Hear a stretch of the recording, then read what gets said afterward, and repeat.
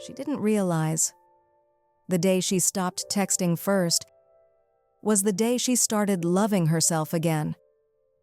Because for months, she was the only one trying. Texting first, calling first, begging for the bare minimum, and calling it love.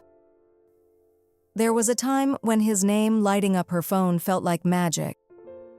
But lately, that magic was gone, replaced by silence.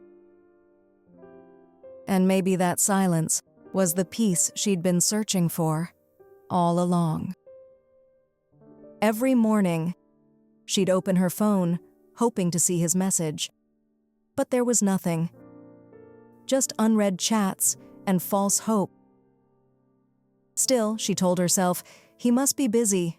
Maybe he'll reply later. Later never came.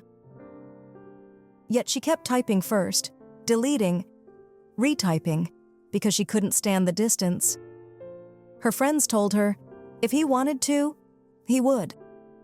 But her heart kept whispering, maybe he just needs time. One night, she looked at their old conversations, thousands of messages, and in almost every one, it was her who began.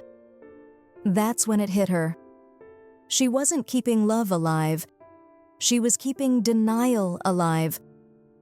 Love is supposed to feel like home, not like waiting outside in the cold. She realized she was begging for attention in a place where she deserved affection. So, the next morning, she did something different. She picked up her phone, then put it down. No text, no call. For the first time in months, she chose silence.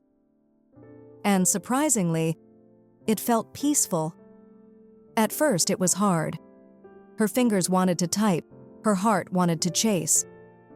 But day by day, that urge faded, and peace started to feel more powerful than his presence ever did. Maybe letting go was how she finally found herself again. Days later, he noticed. He texted her, "You okay?" She smiled at the screen, not with excitement, but with clarity.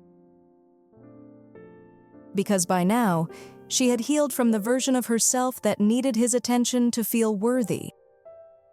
She didn't ignore him out of pride. She just didn't need his validation anymore.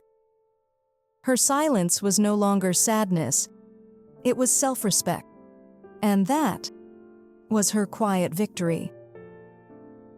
She stopped texting first and started choosing herself first.